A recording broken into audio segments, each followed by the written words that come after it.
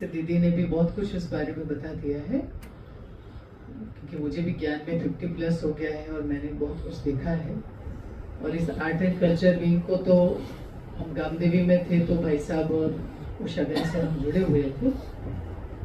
तो जैसे दीदी ने कहा कि वो उनको भूलती नहीं है, मैं भी उनको भूल नहीं पाती हूँ, क्योंकि मेरी भी कल्चर पाटन से तो थी, पर वहाँ आने के बाद एक प्लेटफॉर्म जो डांस ड्रामा के कारण हमें मिलता था। एक इंटरनेशनल कॉन्फ्रेंस में एवरी ईयर हम लोग गामदेवी से नृत्य नाटिका लाते थे। बहुत कुछ उषा बहन के पास एक अच्छे विजन होते थे, भाई साहब भी उनके घर में कोलाबा में सब चलता था। पर कुछ समय के बाद हमारी भी विंग कोलाबा की एडमिन हो गई, स्पोर्ट्स वगैरह में हमारा इंटरेस्ट हो गया।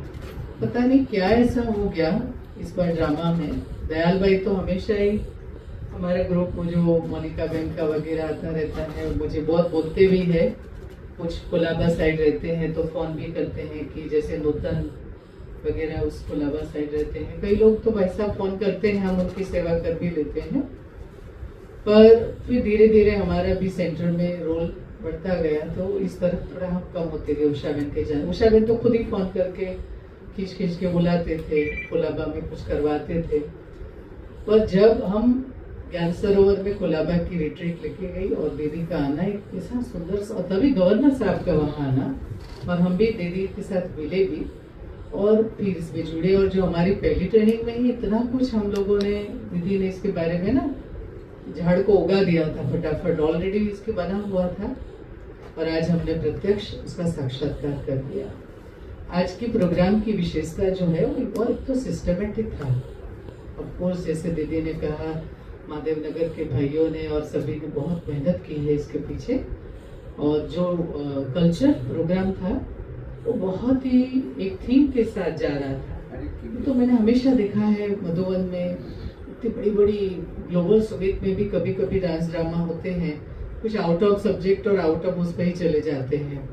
पर आज का आपने देखा होगा कि एक छोटा डांस को लेने से लेकर और जो डांस ड्रामा बनाया था, बहुत ही उसके थीम को पकड़ के रखा था और थीम के साथ साथ और हमारी संस्था की सारी बातों को बता रहा था। उसमें रूरल विंग भी आ रही थी, एजुकेशन भी आ रही थी। लग रहा था कि ओवरऑल सब कुछ इसमें आज समाहित है। वो बहुत अच्छा लगा। दीदी का अपना ही वक्तव्य बहुत सुंदर था। वेदांती बेन ने और उसमें सोने में सुहागा कर दिया। और गवर्नर साहब तो लगता ही नहीं था कि कोई बाहर का व्यक्ति या कोई नहीं इस बारे में बोलता हो। मैंने अनेक बॉम्बे के गवर्नर और अनेक लोगों को सुना है, पर वो लोग आप देखेंगे ना, वो पॉलिटिकल साइड पे चले जाते हैं। और देखना उनके लेक्चर में पॉलिटिक्स आएगा ही और दूसरी दुनियादारी की बातें आएगी।